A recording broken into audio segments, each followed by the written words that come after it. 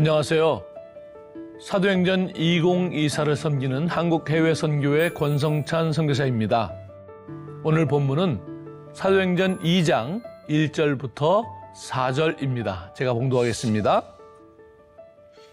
오순절 날이 이미 이름에 그들이 다 같이 한 곳에 모였더니 호련히 하늘로부터 급하고 강한 바람 같은 소리가 있어 그들이 앉은 온 집에 가득하며 마치 불의 혀처럼 갈라지는 것들이 그들에게 보여 각 사람 위에 하나씩 임하여 있더니 그들이 다 성령의 충만함을 받고 성령이 말하게 하심을 따라 다른 언어들로 말하기를 시작하니라.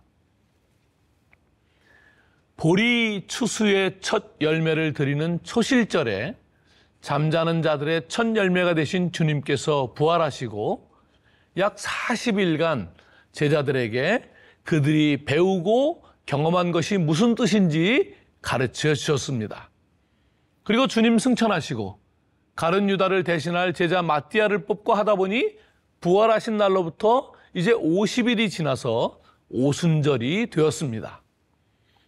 오순절은 본격적인 추수의 시작으로 밀추수의 첫 열매를 드리는 절기입니다.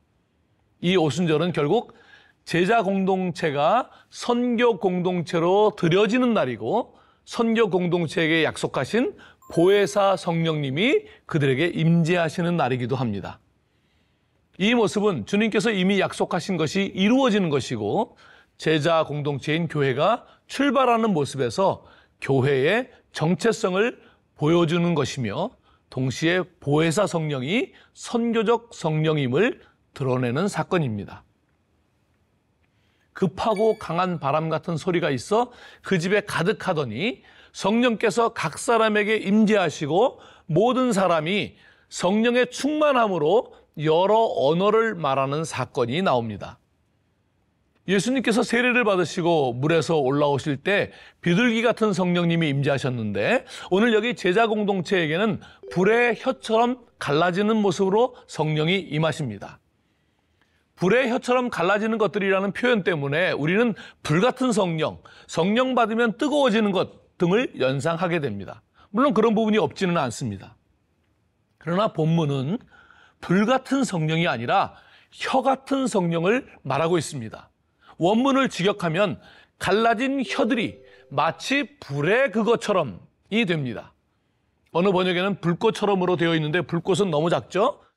그러니까 갈라진 혀들이 마치 불을 피울 때 막 갈라지는 그런 모습으로 각 사람에게 임한 것입니다. 혀들이 임한 것이고 그 모습이 단순한 혀가 아니라 갈라지는 불처럼 모습을 가지고 있었던 것입니다. 그러니 주된 모습은 혀이고 불의 속성도 배제되지는 않습니다. 그 결과로 제자들이 한 번도 배워본 적이 없는 여러 언어로 말하기를 시작합니다.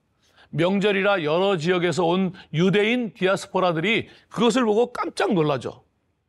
놀란 사람은 그 말을 알아들은 사람입니다. 어떻게 우리말을 알지? 그래서 놀란 것이고 조롱한 사람들은 알아듣지 못하니 취해서 중얼거린다고 생각한 것입니다. 여기 혀라는 단어가 글로사인데요. 헬라어로. 제자들이 여러 언어로 말했다라고 할 때 그 언어가 똑같이 글로사입니다. 그러니까 글로사, 혀의 성령이 임하셔서 글로사, 언어의 역사가 나타났습니다. 여러 언어들이 이렇게 혀와 언어를 같은 단어로 사용합니다.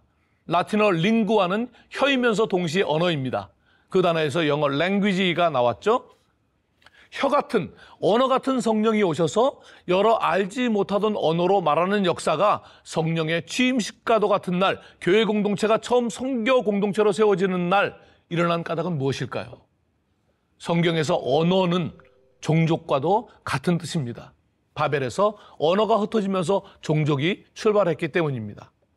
이제 혀 같은, 언어 같은 성령이 오신 것은 그리고 제자들이 알지 못하는 언어로 말하게 된 것은 성삼위 하나님께서 이 제자 공동체를 통해서 모든 민족에게 복음을 전하겠다는 다짐이고 성령이 그 일을 위해서 제자 공동체에게 역사하시겠다는 선포입니다. 그런 의미에서 성령은 선교적 성령이시고 교회 공동체는 선교적 공동체입니다.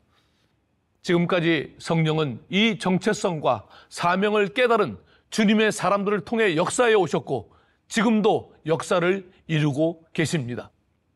여러분이 거기에 자원하던 안 하던 마치 강물 밑바닥이 어떤 상황에도 불구하고 흘러가듯이 그 성령의 군대는 하나님의 계획을 따라 지속될 것입니다. 오늘 그리고 여러분의 남은 모든 삶이 선교적 성령과 더불어 주님의 뜻을 이 땅에서 이루는 선교적 삶, 선교적 성도가 되시기를 주님의 이름으로 간절히 축원합니다. 다 같이 기도하겠습니다. 주님, 이 땅을 살아가는 우리에게 성령 하나님을 보내주셔서 충만케 하시니 감사합니다. 성령께서 오신 분명한 목적, 주님을 믿는 우리가 선교적 정체성을 깨닫고 모든 이웃에게, 모든 세대에게, 모든 민족에게 복음을 전하도록 선교적 성령으로 오셨으니 우리가 그 방향과 목적을 깨닫고 그 길로 나아갈 때 상상할 수 없는 충만함으로 임하실 줄을 믿습니다.